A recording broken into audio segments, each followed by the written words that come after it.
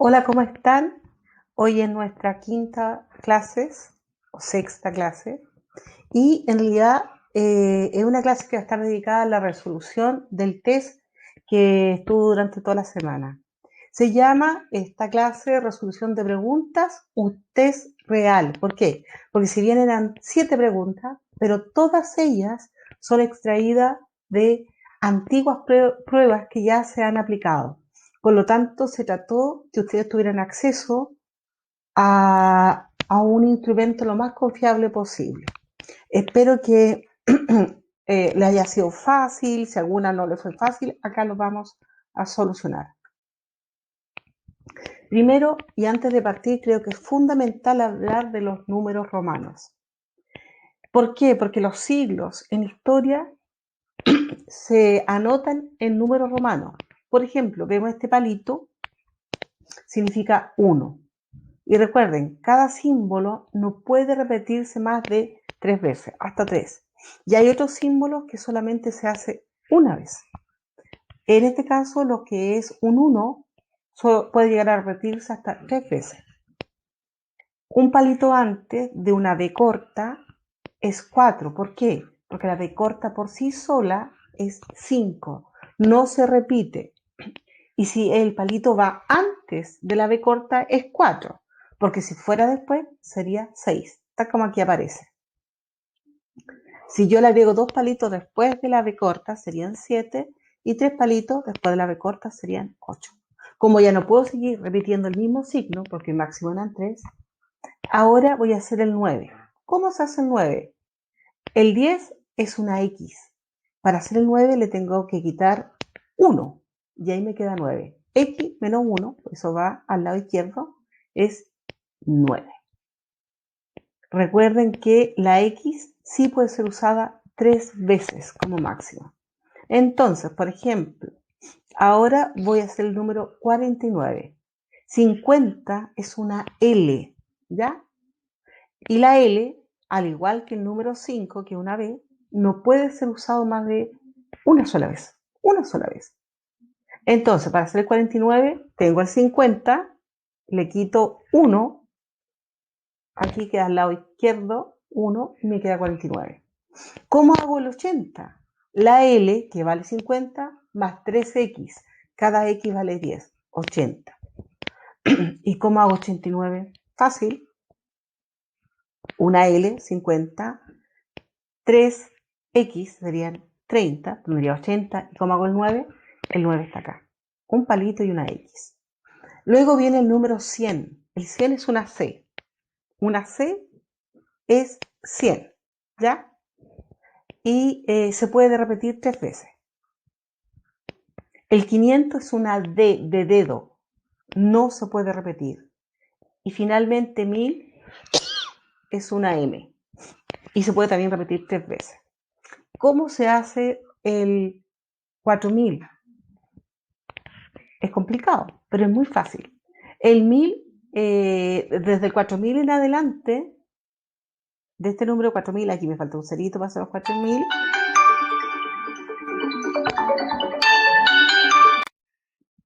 Una vez que ya sabemos los números romanos y los siglos, vamos a ver esta línea de tiempo que pertenece a la pregunta 1, la primera que había. ¿Qué decía esta línea de tiempo? Habla de la historia de la humanidad, es de la historia universal. Primero la prehistoria, que acá dicen que el ser humano surge hace 5 millones de años atrás, y termina la prehistoria cuando el ser humano inventa la escritura. Acá le ponen 4000 antes de Cristo. Recuerden que en un video pasado y en el mismo libro aparecen hace 3000, otros autores dicen 3500, pero acá en una línea de tiempo de otro autor dice 4000. No importa. Ahí termina la prehistoria y comienza la historia. La primera etapa de la historia es la Edad Antigua. Después de inventar la escritura, viene la Edad Antigua, que contempla las primeras civilizaciones, Grecia y Roma. Son las culturas que se destacan en este periodo. ¿Cuándo termina la Edad Antigua? En el siglo V, aquí, en el 476 después de Cristo, siglo V, cuando el Imperio Romano de Occidente es destruido, cae. Pero como el Imperio Romano había sido dividido, cae la parte occidental y la parte oriental sigue viviendo. Continúa después de la época antigua, la Edad Media. Aún está el Imperio Bizantino, que era el antiguo Imperio Romano de Oriente. Europa ahora es distinta. Los pueblos germanos recuerdan que habían invadido Europa, por lo tanto habían formado distintos reinos. Y eso ocurre durante la Edad Media. La iglesia tenía un gran poder, en fin. ¿Cuándo termina? En el año 1453, cuando la ciudad de Constantinopla, el antiguo Imperio Romano de Oriente, también cae. Iba a ser invadido por los turcos otomanos. Después de ello viene la Edad Moderna.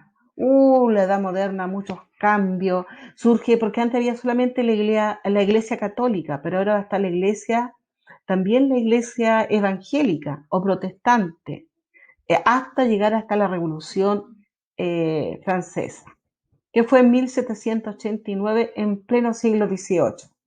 Y luego está la edad contemporánea, donde ocurren las dos guerras mundiales, la Guerra Fría, hasta cae la Unión Soviética, que los mayores que están escuchándome deben saber lo que fue. La pregunta era, observa la siguiente línea de tiempo de historia universal y responde las preguntas. Un hecho ocurrido en el siglo V después de Cristo fue, y yo para ayudarles ahora puse acá el Coliseo Romano, es la caída del Imperio Romano de Occidente. Eso ocurre en el siglo V, en el año 476 después de Cristo. La pregunta 2. ¿Cuándo el acontecimiento de la línea de tiempo está ordenado en forma secuencial? Partamos. ¿La Revolución Francesa ocurrió antes de la toma de Constantinopla? No, ahí nos decían que era al revés. B. ¿La Revolución Francesa ocurrió después de la disolución de la Unión Soviética? Cada vez, y aún no lo vemos, que nos hablan de Unión Soviética, están hablando de la Guerra Fría, allá por la época contemporánea. C. La toma de Constantinopla, cuando termine la Edad Media, ¿terminó antes de que terminara el Imperio Romano? Por supuesto que no, el Imperio Romano terminó en el 476. Puso fin a la época antigua y dio inicio a la Edad Media, mientras que la toma de Constantinopla pone fin a la Edad Media. ¿Ven? Entonces, la única posibilidad es la D. La disolución de la URSS, que ocurrió en 1991, ocurrió después de que terminara el Imperio Romano. Son súper distantes en el tiempo, pero esa es la correcta, la letra D. Número 3. Lee el siguiente texto y elige la respuesta. Abro comillas. Se produjo el cambio climático subiendo la temperatura en 1 grado. Fueron las condiciones para que el ser humano pudiera practicar la agricultura, es decir, no la practicaba antes porque parece que hacía mucho más frío. Este hecho permitió cambiar de vida, ya que, ¿qué pasaba cuando el ser humano en la prehistoria pudo cambiar su forma de vida? De cazador-recolector pasó a ser agricultor. Y la respuesta correcta es, las personas pudieron ser sedentarias, es decir, quedarse en un solo lado, a cuidar los cultivos, a tener sus viviendas al lado de un río, ya que tenían sus cultivos ahí. Esa era la correcta. Y creo que la mayoría la tiene correcta. Número 4. La cultura greco-romana o latina, greco-romano-latina, esa que se construyó entre Grecia y Roma, es la base de la cultura occidental, de nuestra cultura. ¿Cuál es el legado político? Aquí político era fundamental de la cultura greco-romana al mundo occidental. ¿Iba su respuesta a continuación o más bien elija la respuesta a continuación? Si yo no hubiese leído legado político, no hubiese sabido cuál era, porque todo lo que aquí aparece es legado greco-romano. La única respuesta correcta porque dice político, es democracia y senado. Así que esa había que marcar. Luego, la pregunta 5 era de observación. ¿Cuál de las siguientes actividades corresponde a un legado de la cultura clásica de Occidente? La primera aparece el teatro, tan propia de los griegos. Esa debería ser. La B, esto es como karate, judo, yo no me manejo mucho, pero eso es más bien de los pueblos orientales, China, Japón, no sé. Acá el ajedrez, esto nace en el mundo, en el Valle del Indo y también de los árabes. Y finalmente el yoga, como experiencia, es propio de la gente de la India. De ahí nace. Por lo tanto, es el teatro. Esa es la que había que marcar, porque era un legado de la cultura clásica de Occidente, que es la griega y la romana. Por lo tanto, era la imagen A, la letra A. Acá vemos un feudo. Y en el feudo podemos ver el castillo del señor. Acá hay unos campesinos que trabajan la agricultura. Todos ellos eran campesinos o siervos del señor. El señor feudal, que era dueño de todas las tierras, los campesinos podían vivir ahí siempre y cuando trabajaran la tierra para el señor. Él los dejaba tener sus casitas, una villita, también había una iglesia, aquí se ve. Acá se ven las instalaciones del feudo, pero todo esto era del señor feudal. Entonces aquí vemos cosechando, acá vemos gente preparando, hay un molino de agua para luego preparar la tierra, el establo, las caballerizas donde hubieran herreros. Y por acá vemos carretas que lleva la producción hacia el castillo, no fuera del castillo, o hacia la iglesia, y aquí hacia el castillo. Entonces, me preguntan, ¿cuáles eran las principales actividades productivas de los feudos? Agricultura, porque acá vemos cosecha, y también vemos animalitos, pues los caballos, hay más caballitos, bueyes, de seguro había una ganadería. Yo no veo otra actividad, no hay minería, no hay industria en esa época. Vamos a ver cuáles son las alternativas. Comercio y agricultura, todavía no. Vivimos en plena época feudal, durante la Edad Media, siglo XI, XII, XIII. Agricultura y ganadería, esa es la más cercana. Después me ofrece ganadería, comercio, agricultura. Esto es mucho más adelante, ¿eh? No en esta época que me están mostrando solamente el castillo y el feudo. Minería, agricultura, yo no vi nada de minería, por lo tanto, esa no es. Es la letra B, agricultura y ganadería.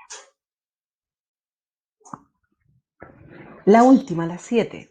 ¿Qué características tiene la sociedad medieval representada en este esquema? Miren, el esquema era bastante sencillo, incluso yo no pudiendo saber nada de la Edad Media, nada. Pero me tenía que fijar que arriba había una sola persona, ese era el rey. Abajo veo un caballero que está, pero de lo más elegante y con disposición de poder. Debió haber sido la nobleza. También hay un sacerdote que tiene como todo un aparato sobre la cabeza, que yo puedo creer y saber que era una persona con mucha autoridad entre la iglesia. Entonces, estaba el rey a la cabeza, los nobles, el alto clero, después venían los caballeros, aquellos que no tenían tanto poder, pero yo no los veo trabajar, digamos, en la tierra. Eran guerreros algunos, ¿cierto? Otros sacerdotes, pero eran caballeros de los reyes o los sacerdotes de la iglesia. Y finalmente, ahí sí vemos gente trabajando la tierra, con los animales, muy pobres también, eran los campesinos y siervos. Acá hay un niño que se pregunta, ¿qué representa este esquema? Este es un esquema de la sociedad medieval y me dice claramente que cada estamento o grupo social tenía su ubicación. Y lo más importante, aquí hay unas cadenitas que no se pueden romper, bueno, está así las lograron romper, pero acá no. Si tú nacías campesino, estás obligado a tus hijos a ser campesinos. Si eras un caballero, tus hijos iban a ser considerados caballeros, y así sucesivamente. Por lo Por lo tanto, no era una sociedad donde hubiese movilidad para nada, sino el que nacía en una familia determinada, lamentablemente, iba a seguir los mismos pasos. Y como en las películas, eso solamente pasaba en las películas. En una sociedad igualitaria donde todos realizan las mismas actividades, esa no puede ser. Es una sociedad estamental, como escalones, donde no existe movilidad social entre sus miembros, esa es. No existe ninguna movilidad. Es una sociedad democrática, ya que la nobleza comparte el poder con el rey. Falso. Es una sociedad de clases, porque sus miembros se distinguen por su nivel cultural. Miren, cuando uno le habla de la sociedad de clases, le están hablando de esta época. La sociedad de clases, que es donde nosotros vivimos, es una sociedad donde hay movilidad. Si yo, por ejemplo, me esfuerzo, le doy educación a mi hija, a mi hijo, y es una profesión que le va a ser rentable, le va a permitir avanzar y a no estar condenada a la pobreza o discriminación. Es más, si yo quizá no estudie, pero haga buenos negocios, le doy otras posibilidades a mi hijo o hija, igual logro avanzar. Por lo tanto, nuestra sociedad sí tiene movilidad, pero en la época en que estamos hablando, que en la Edad Media, esa pirámide que vimos, no. Entonces, la correcta sería la B. No existe movilidad social. Bueno, fueron 7 preguntas. Yo creo que vamos a ir haciéndolo más seguido. Y lo más importante, aquellas personas que respondieron casi todo bien, siéntanse muy felices, ya que estas preguntas estaban en las antiguas pruebas que le hicieron a las personas que dieron para hacer el segundo ciclo. Así que estamos súper bien encaminados porque la mayoría sacó 5 de 7. Así que un abrazo, felicitaciones y nos vemos en el próximo video. Chao, que estén bien.